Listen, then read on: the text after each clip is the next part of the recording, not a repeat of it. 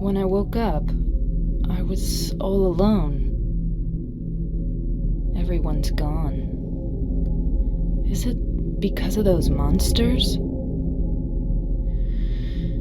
Do I fight and live?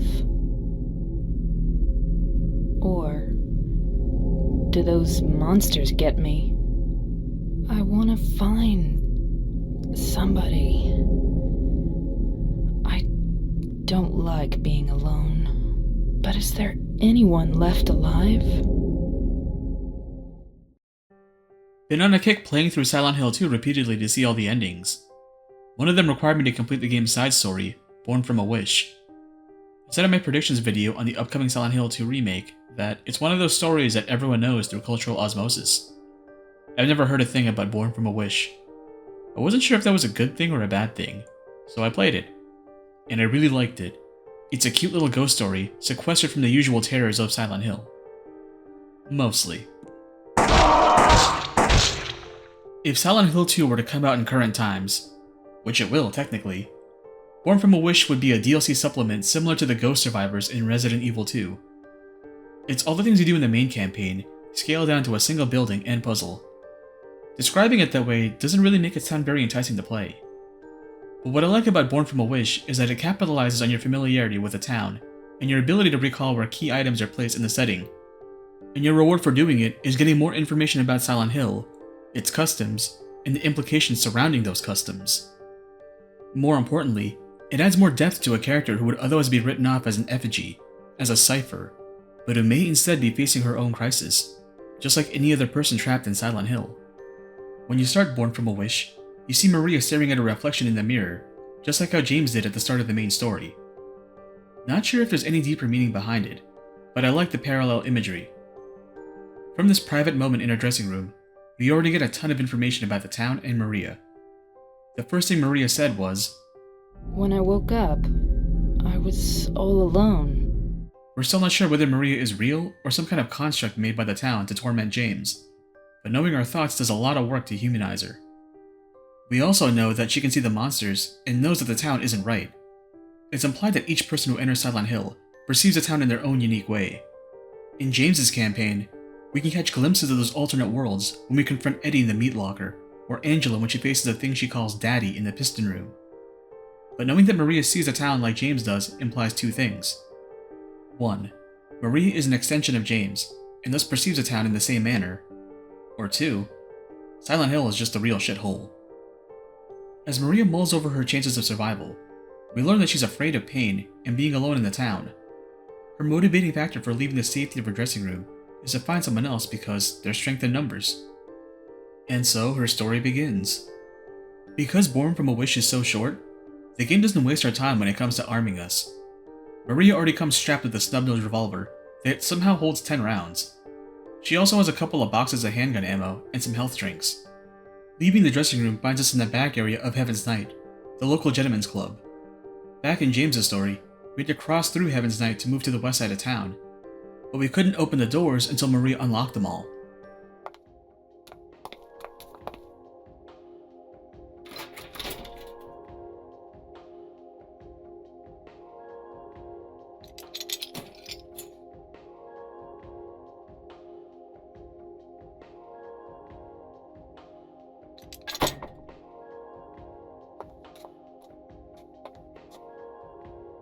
Starting Maria's story here is very appropriate. At the club's bar, we can pick up a meat cleaver. I never used it because this campaign is really generous with the handgun ammo, and Maria never faces anything stronger than a mannequin. Going through the front entrance takes us to Silent Hill proper. It feels overwhelming to be back in town at first, but it's all smoke and mirrors. We won't ever get to the heart of town, and the only open door is the front gate to a quaint villa buried in the backlots. The natural beauty of the exterior is ruined by the presence of a few enemies. As I entered the front door, I couldn't help but compare the experience to the first Resident Evil. The house isn't as opulent as the Spencer Manor, but it offers respite from the fog and the monsters outside. However, you can never feel completely relaxed when you're inside the house, because the silence is stifling. Akira Yamaoka had said that when he did the sound design on Silent Hill 2, that included moments of silence because they helped add tension to the atmosphere, and you can really feel the tension as you make your way through the house.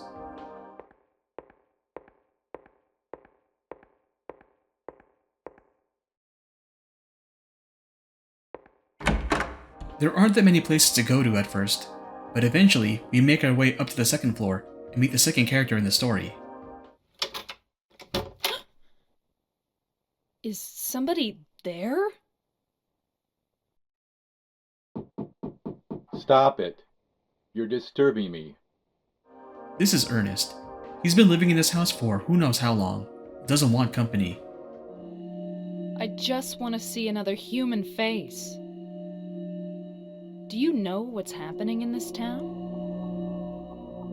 There's no one here.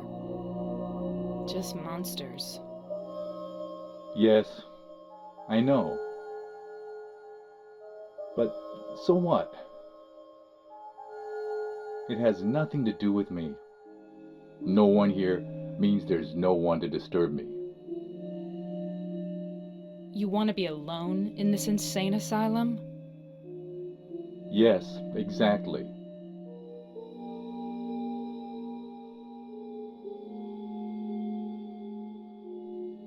But how can you say that it's this town that's insane? Perhaps it's we who are insane. Both of us. Hopelessly insane. He blows us off, and we're left to explore more of the house. Unfortunately, the mannequins seem to have found their way inside. In one of the last few accessible rooms on the second floor, we find a white board. It's got a bottle of something etched into it, as well as a few holes punched in. Going back downstairs, we hear a loud thud, and find out that the fireplace, which had been blocked up previously, is now open. We can climb up through it and reach a small plot of land, which is enclosed by the house. There's a tombstone in this area, as well as some more boards laying about. If this were an objective in James's story, we'd spend at least 10 or 20 minutes hunting down all 3 boards scattered about in the manor. This might be the only puzzle in Maria's story, but this was the hardest for me to figure out in the game. You have to place all 3 boards on the tombstone and cover up all the holes. If you screw up your placement, you have to pull out the last board and then go back into your inventory and use it again on the tombstone. It's times like these where I hope that the remake does a better job with UI and item management. Anyways, solving this puzzle nets us a key we can use to open up more of the house. Deep in the back of the house is a kid's room. Nothing to find here but a few matches. Go far enough in, and we find ourselves in the attic. Oh no, she fell out the window! Don't move her! What happened? The sound of people shouting and a wooden structure falling apart breaks the silence. But when we reach the top of the stairs, it looks like no one's been in the attic for years. Using the matches on a nearby candle, we can search the room. Underneath the lounge chair, we find what looks like a birthday card and a present addressed to Daddy. As we leave the attic, we hear a faint voice call out to us. Give it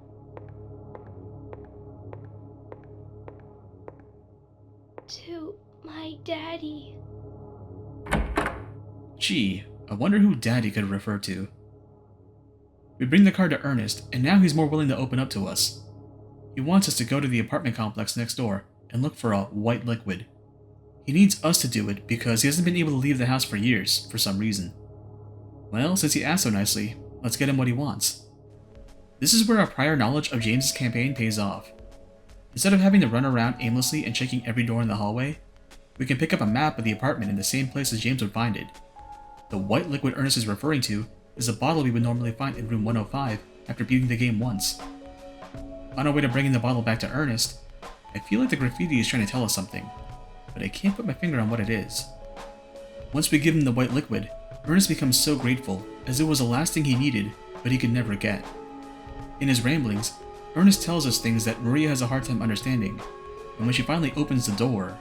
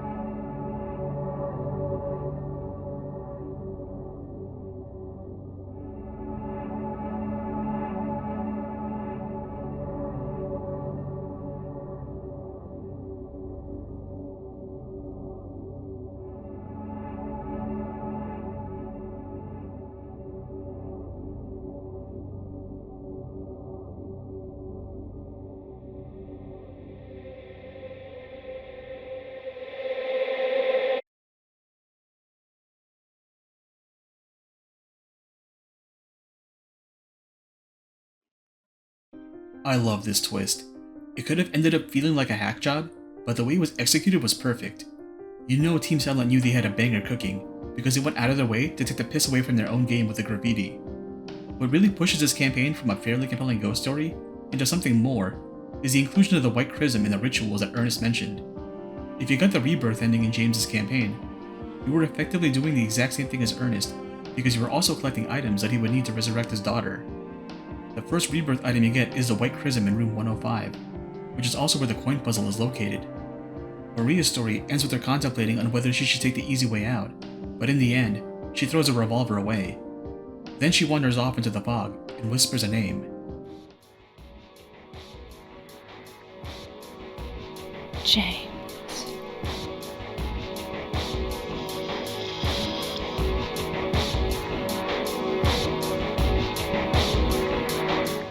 I love how tragic this is. We never really know how much or if any of Maria was real, but it seemed like she was a completely different person before James arrived at Silent Hill. The title of the campaign is called Born from a Wish, and the obvious question we never considered asking was, who made that wish? Did James wish her into existence? Did the old gods? Whoever it was, did they give her a sense of autonomy until James arrived? If her campaign proved anything, it was that she was more than capable of taking care of herself. But then she became the damsel in distress for another person's story. Even though they were never shown interacting, I think it's important to think back on what Angela said before she resigned to her fate. No! Don't pity me. I'm not worth it.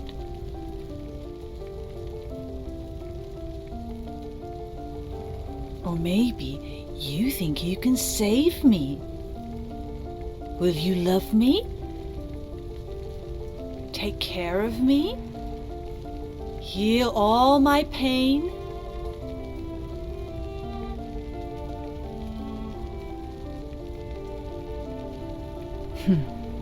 That's what I thought.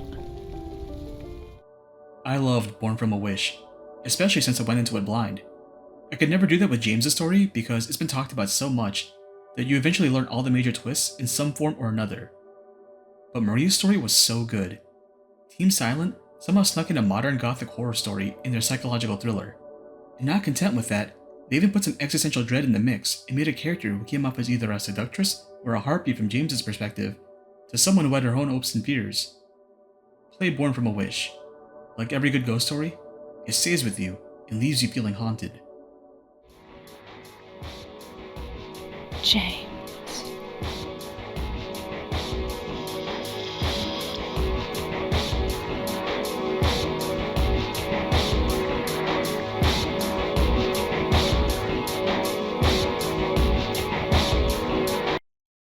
Mary?